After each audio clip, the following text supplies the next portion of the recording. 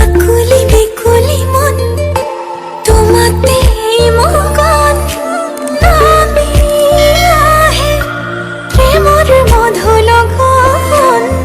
তো বন্ধুসকল, আজি মই এটা পুনৰ নতুন ভিডিঅ' লৈ আহিছোঁ আৰু এইটো ভিডিঅ' হৈছে আপোনালোকৰ যিবিলাক আমাৰ গাঁৱলীয়া অঞ্চলত বাঁহ পোৱা যায় আৰু বাঁহৰ পৰা কি কি সামগ্ৰী তৈয়াৰ কৰে আৰু কেনেদৰে বাঁহৰ বাগানখন কিমান ডাঙৰ বাগানখনো মই দেখুৱাৰ কাৰণে চেষ্টা কৰিম আপোনালোকক।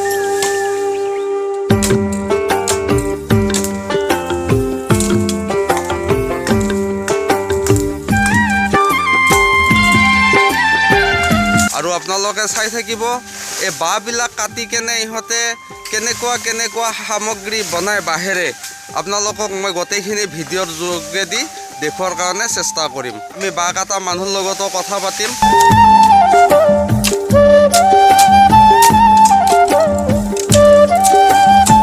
বন্ধুসকল, আমি মন্দিৰ মছজিদ সকলোতে আগৰবাতি জ্বলাওঁ বা অন্য ঘৰৰ নিজৰ ব্যৱহাৰৰ কাৰণে আমি আগৰবাতি জ্বলাওঁ, কিন্তু আগৰবাতিৰ ভিতৰত যিডাল বাঁহৰ কাঠি থাকে সেই কাঠিডাল তৈয়াৰ হোৱাটো আপোনালোকে দেখিছেনে? তেতিয়াহ'লে আপোনালোকে চাই থাকক আমাৰ এই ভিডিঅ'টোত।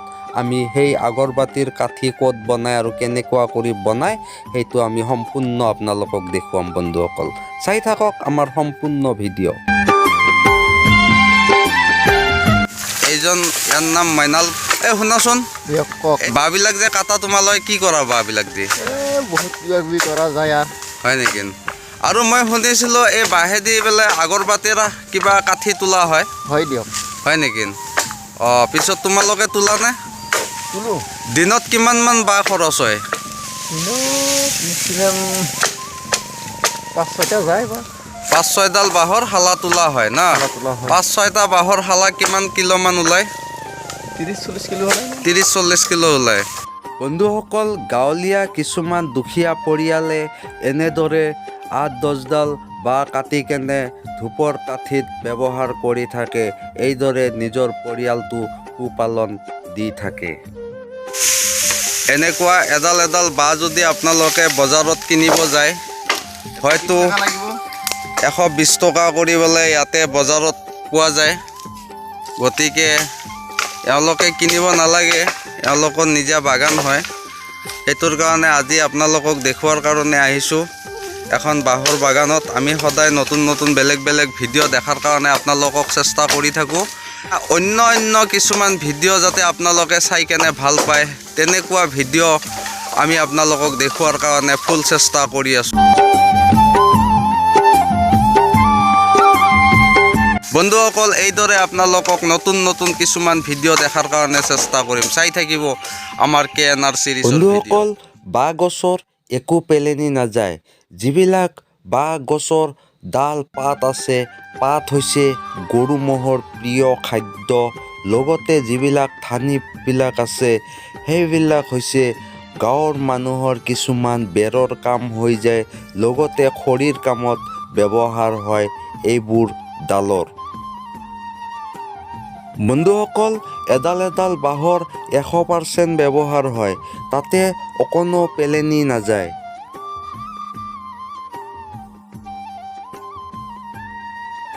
গাঁৱৰ প্ৰিয় বন্ধুসকল, আপোনালোকে বাঁহ খেতিখন শেষ হৈ যাব নিদিব। আপোনালোকে বছৰত কমচে কম এডাল হ'লেও বাঁহ আপোনালোকে ৰুব। বন্ধুসকল, বাঁহ আমাক চিৰদিনৰ বাবে লাগিব, গতিকে আমি বাঁহক বচাই ৰাখিবই লাগিব। বন্ধুসকল, গাঁৱলীয়া অঞ্চলত প্ৰায় 90% মানুহৰ ঘৰতে বাঁহৰ কাম চলিয়ে থাকে। ধনী দুখীয়ালৈ কোনো ধৰণৰ কথা নাহে, বাঁহ সকলোকে লাগে। বন্ধুসকল, এইটো ঘৰ সাজি থকা দেখুৱাম আৰু সম্পূৰ্ণ বাঁহৰ ঘৰ। বন্ধুসকল, গাঁৱলীয়া জেগাত এনেদৰে বাঁহেৰে ঘৰ সজোৱা হয় আৰু সুন্দৰ বাঁহৰ ঘৰ সজোৱা হয়।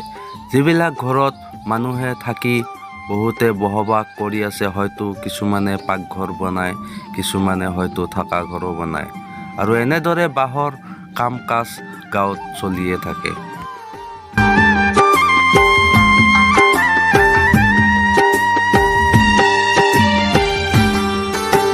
বন্ধুসকল, গাঁৱলীয়া মানুহৰ প্ৰত্যেকজন দুখীয়া পৰিয়ালৰে বাঁহৰ লগত পুৰণি এটা সম্পৰ্ক আছে আৰু বাঁহেৰে ঘৰ সজাৰ পৰা লৈ বেৰা খুৰা সম্পূৰ্ণ কাম বাঁহেৰে কৰি থাকে। এতিয়া বাঁহেৰে বাঁহ নহ'লে জীৱন নচলা হৈ যায়। এনেকুৱা কৰি বাঁহৰ লগত সম্পৰ্ক বজাই ৰাখিছে।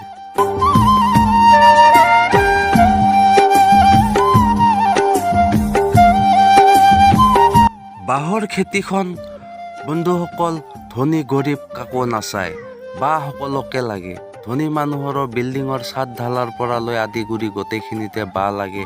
দুখীয়া মানুহৰ ঘৰ বাৰী সাজি কেনে কম খৰচত থাকিবলৈ বাঁহ লাগে। বন্ধুসকল, মানৱ জীৱনৰ যেতিয়া শেষ যাত্ৰাত যায়, মানুহ হয়তো শ্মশানলৈ যায় বা কবৰস্থানলৈ যায়, তেতিয়াও মানুহক বাঁহ লাগে।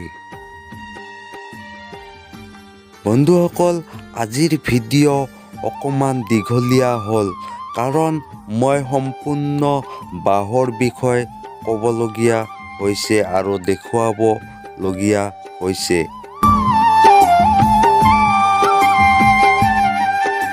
বন্ধুসকল, বাঁহেৰে সজোৱা এইখন সুন্দৰ ঘৰ আৰু এই বেৰখন সম্পূৰ্ণ বাঁহেৰে সজোৱা।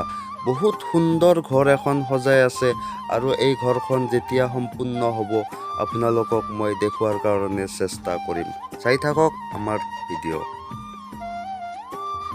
বন্ধুসকল, বাঁহ গছ আমাৰ কিমান উপকাৰ কৰে আপোনালোকে নিশ্চয় বুজি পাইছে।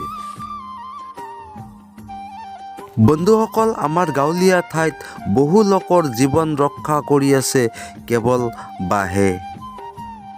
বহু লোকে বাঁহৰ কাম কৰি নিজৰ পৰিয়ালখন পোহপালন দি আছে। বন্ধুসকল, আমাৰ গাঁৱলীয়া ডেকাবোৰে ইমান সুন্দৰ বাঁহৰ কাম জানে আৰু ইমান সুন্দৰ কৰি বাঁহৰ কাম কৰে, আপোনালোকে দেখিলে আচৰিত হৈ যাব। বন্ধুসকল, এনেকুৱা ডেকা ল'ৰাক মই 100 বাৰ প্ৰণাম কৰোঁ, যি ডেকা ল'ৰাবোৰে আজিও বাঁহৰ কাম কাজ কৰি কেনে নিজৰ পৰিয়ালটোক পোহপালন দি আছে।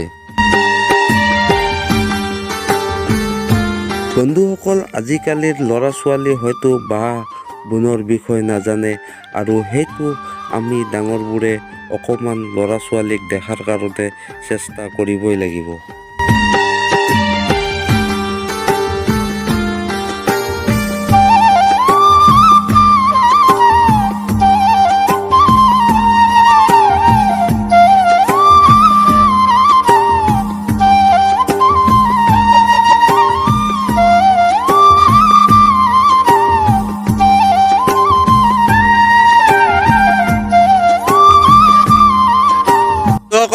আজি এই ঘৰটো দেখুৱাম বুলি যিটো কৈছিলোঁ, ঘৰটো এই বাঁহৰ ঘৰটো আজি কমপ্লিট হোৱাৰ ৰাস্তাত আহি গৈছে। অকণমান বাকী আছে, এখন টিং শ্বৰ্ট পৰি গৈছে, সেইটোৰ কাৰণে এইজন মইনাল হয়। মইনাল, পিছত আজি ঘৰটো কমপ্লিট নহ'ল ন? সম্পূৰ্ণ হোৱা নাই দিয়ক, অলপ বাকী থাকিল। বাকী আছে, কালি হৈ যাব নে? কালি হৈ যাব দিয়ক। কালি হৈ যাব ন? কমপ্লিটৰ সময় হৈ গৈছে। এতিয়া এইটো ঘৰত অকণমান কাম হ'ব। আমাৰ ইয়াৰে যিবিলাক বোৱাৰীবিলাক আছে, বোৱাৰীবিলাকে আহি কেনে ঘৰটো মাটি দি এনেকুৱা কৰি মুচি দিব। মুচি দিয়াৰ পিছত একদম ফিনিচিং হৈ যাব ঘৰটো। গোটেইখিনি মানে বাঁহেৰে সজাইছে। বন্ধুসকল, আপোনালোকক মই সম্পূৰ্ণ এটা বাঁহেৰে সজোৱা ঘৰ গোটেইখিনি আপোনালোকক দেখুৱালোঁ। বন্ধুসকল, যিটো মই আগৰবাতিৰ কাঠি বনোৱা দেখাম বুলি কৈছিলোঁ, এতিয়া মই তাতে আহিছোঁ আৰু আপোনালোকক মই আগৰবাতিৰ বিষয়ে কিছু কথা ক'ম।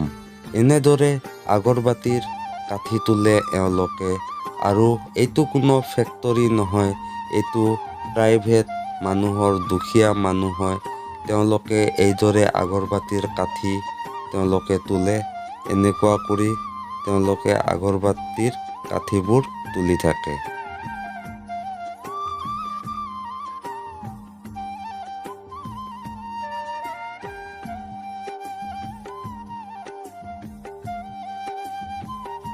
বন্ধুসকল, আগৰবাতিৰ কাঠিবোৰ যেতিয়া উঠা হয় তেতিয়া তেওঁলোকে মেজাৰমেণ্ট কৰি এইদৰে বাঁহৰ পৰা কাটি লয় 9 ইঞ্চি টুকুৰা। 9 ইঞ্চি টুকুৰা কাটি কেনে তেওঁলোকে এইদৰে বাঁহৰ কাঠি উঠাই থাকে। এনেদৰে কাঠি ইয়াতে শেষ নহয়, ইয়াতে আৰু বহুত মেহনত আছে। আপোনালোকক মই দেখুৱাই আছোঁ, আপোনালোকে চাওক। এইবিলাক আৰু ভৰিৰে তেওঁলোকে মোহাৰিব। মোহৰাৰ পিছত এনেদৰে তেওঁলোকে ভৰিৰে মোহাৰি কেনে কাঠিটো একদম গোল হৈ যায়। তেতিয়া কাঠিটো আমি আগৰবাতিৰ যিটো কাঠি চুই চাওঁ, একদম নৰ্মেল, ক'তো ধাৰ নাবাজে, সমান টাইপত হৈ থাকে, এনেকুৱা হয়।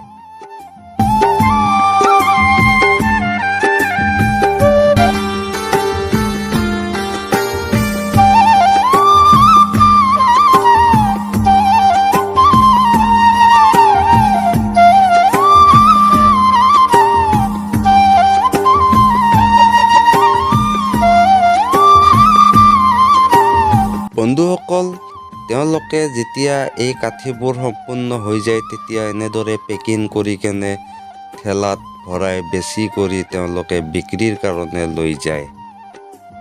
বন্ধুসকল, বাঁহৰ উপকাৰৰ বিষয়ে মই কিছু কথা আপোনালোকক দেখুৱালোঁ।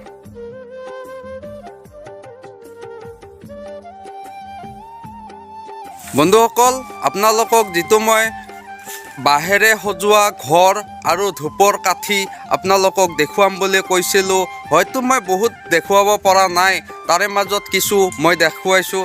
লগতে আপোনালোকক আগলৈ আৰু দেখুৱাৰ কাৰণে চেষ্টা কৰিম। আপোনালোকে লাইক, কমেণ্ট, শ্বেয়াৰ আৰু লগতে ছাবস্ক্ৰাইব কৰিব আৰু কমেণ্ট যোগে ভিডিঅ'টোৰ কেনেকুৱা পালে আপোনালোকে চাই কেনে কমেণ্ট কৰিব বন্ধুসকল। তেতিয়া মই আগলৈ আৰু ভাল ভাল ভিডিঅ' আপোনালোকক দেখুৱাৰ কাৰণে চেষ্টা কৰিম। বন্ধুসকল, ধন্যবাদ, নমস্কাৰ।